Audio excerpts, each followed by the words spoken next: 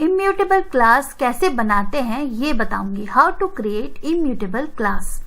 और इसके साथ साथ मैं टू स्ट्रिंग मेथड का क्या यूज होता है और ये टू स्ट्रिंग मेथड कितनी जरूरी होती है जावा में, इसके बारे में एक्सप्लेन करूंगी। इसे कैसे जावा में यूज करते हैं ये सब मैं आपको इस वीडियो में बताने वाली हूँ।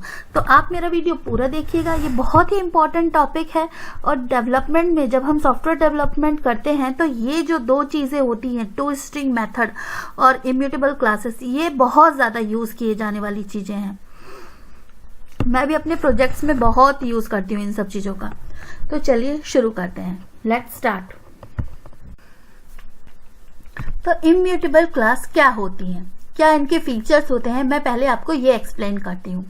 There are many immutable classes like string, boolean, byte, short, integer, long, float, double et cetera. मतलब इम्यूटेबल क्लासेस क्या होती हैं, जिनको हम चेंज नहीं कर सकते। तो जो भी डेटा टाइप्स हमने पढ़े थे, प्रिमिटिव डेटा टाइप्स और नॉन प्रिमिटिव डेटा टाइप्स, उनको हम इम्यूटेबल क्लासेस, उनकी जो रैपर क्लासेस होती हैं उनको हम इम्यूटेबल क्लासेस भी कह सकते हैं। वो wrapper classes, in short all the wrapper classes and string classes immutable. तो ये जो सारी क्लासेस यहाँ पर डिफाइन है, इनके जो डेटा टाइप हम जब बनाते हैं तो हम इन्हें यूज करते हैं। तो ये रैपर क्लासेस जो होती हैं ये इम्यूटेबल होती हैं। We can also create immutable class by creating final class that have final data members. तो जैसे कि ये तो प्री डिफाइंड क्लासेस हैं इम्यूटेबल क्लासेस, हम खुद से कस्टम इम्यूटेबल क्लास भी बना सकते हैं। कैसे? अगर हम उस क्लास को फाइनल बना दें और उसके डेटा मेंबर्स को भी फाइनल बना दें। प्रॉपर्टीज ऑफ इम्यूटेबल क्लासेस क्या क्या होती हैं? The instance variable of the class is final. That example, we can not change the value of it after creating an object. मतलब जो हम इंस्टेंस वेरिएबल बनाते हैं इम्यूटेबल क्लास के, वो फाइनल होते हैं। Class is final so we can not create the subclasses class भी फाइनल होती है, इम्यूटेबल क्लासेस फाइनल होती हैं, तो हम उनकी चाइल्ड क्लास नहीं बना सकते। There is no setter method, we have no option to change the value of the instance variable. मतलब कि जो इम्यूटेबल क्लासेस होती है उनमें कोई सेटर मेथड नहीं होती। गेटर तो होता है लेकिन सेटर मेथड नहीं होती, तो हम उसके इंस्टेंस वेरिएबल्स को चेंज नहीं कर सकते। These point make classes as immutable. मतलब क्लास को हम, इन पॉइंट्स के थ्रू हम क्लास को इम्यूटेबल क्लास बना सकते हैं। तो आइए चलिए मैं कोड एग्जांपल के थ्रू आपको बताती हूं कि कैसे हम इम्यूटेबल क्लासेस बना सकते हैं।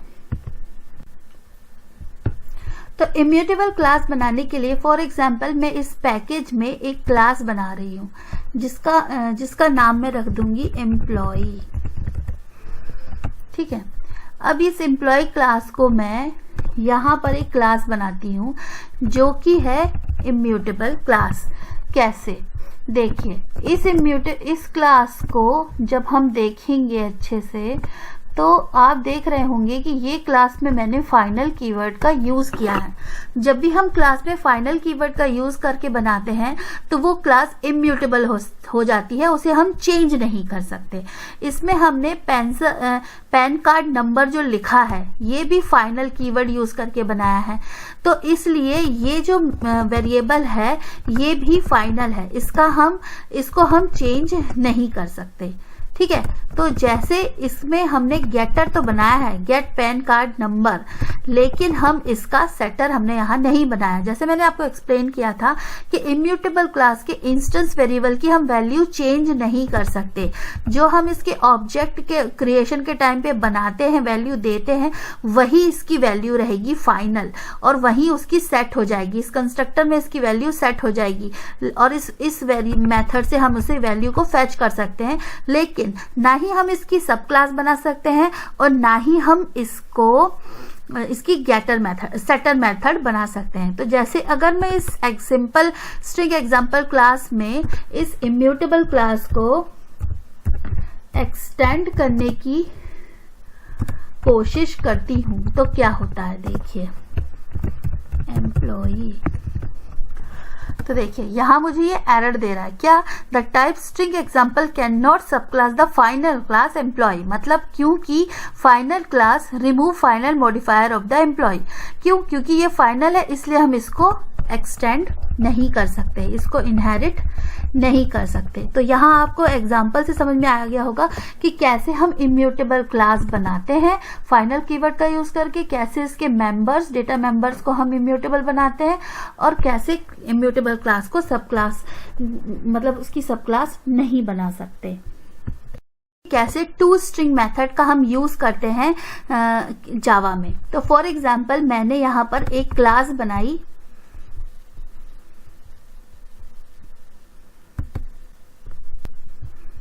स्टूडेंट नाम की।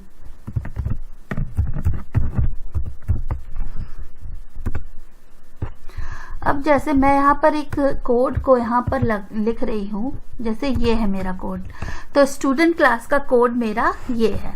अब इस स्टूडेंट क्लास में मैंने 3 वेरिएबल रोल नंबर, नेम और सिटी लिया है और एक कंस्ट्रक्टर बनाया यहाँ पर जो कि इन तीनों वेरिएबल्स के वैल्यू को असाइन कर रहा है इंस्टेंस वेरिएबल में।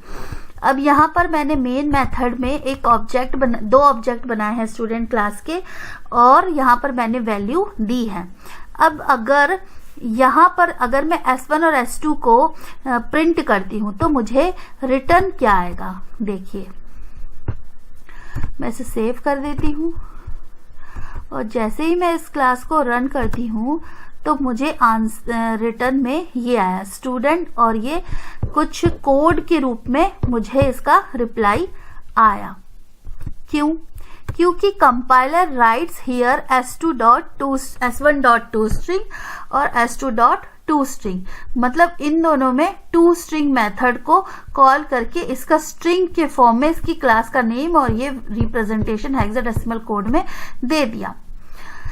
लेकिन हम जब स्ट्रिंग क्लास की टूस्ट्रिंग मेथड को ओवरराइड करेंगे तो हमें इसके एग्जैक्ट इंफॉर्मेशन मिलेगी। तो टूस्ट्रिंग मेथड का हम क्यों यूज करते हैं कि जब हमें स्ट्रिंग को, किसी भी वैल्यू को स्ट्रिंग के फॉर्म में रिप्रेजेंट करना होता है तो हम टूस्ट्रिंग मेथड का यूज करते हैं। तो यहाँ पर जैसे ये जो वैल्यू हमने प्रोवाइड की है तो इधर जो ऑब्जेक्ट बना S1, तो इसने S1 को टूस्ट्रिंग कर दिया, मतलब इसकी वैल्यूज को नहीं किया, लेकिन S1 जो पूरे ऑब्जेक्ट को टूस्ट्रिंग मेथड कॉल करके रिप्रेजेंट कर दिया यहाँ पर। अब जब है इसकी वैल्यूज को हमें टूस्ट्रिंग मेथड कॉल करके वैल्यूज को भी टूस्ट्रिंग में चेंज करना होगा, तब जाके हमें एक्चुअल वैल्यू मिलेगी।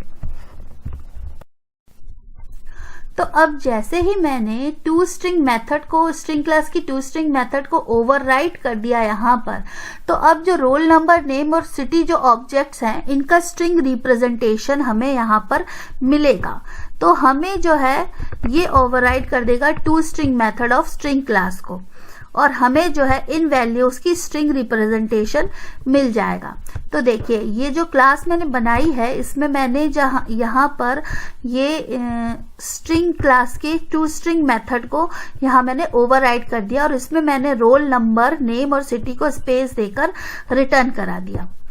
अब इन ऑब्जेक्ट्स की ये जो S2 और S1 और S2 ऑब्जेक्ट को जब हम प्रिंट करेंगे तो आप देखिए ये बहुत ही अच्छे से इसका रिप्रेजेंटेशन हमें दिखेगा। ये देखिए इस तरीके से।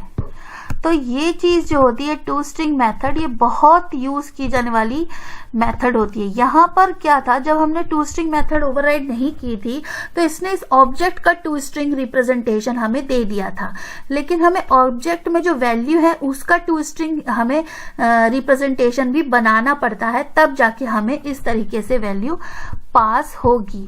ठीक है, अब हमें यहाँ पर S1 और S2 को S1 dot city dot name dot roll number करने की जरूरत नहीं पड़ी। इनके ऑब्जेक्ट के जो इंफॉर्मेशन है इसको हमने यहाँ टूस्ट्रिंग मेथड के थ्रू यहाँ पर हमने इनके ऑब्जेक्ट्स क्रिएट किए और वैल्यू असाइन कर दी। तो इसके वजह से यहाँ पर ये इतने अच्छे से ये रिप्रेजेंट हो गए, ऑब्जेक्ट की वैल्यू की भी टूस्ट्रिंग मेथड कॉल हो गई।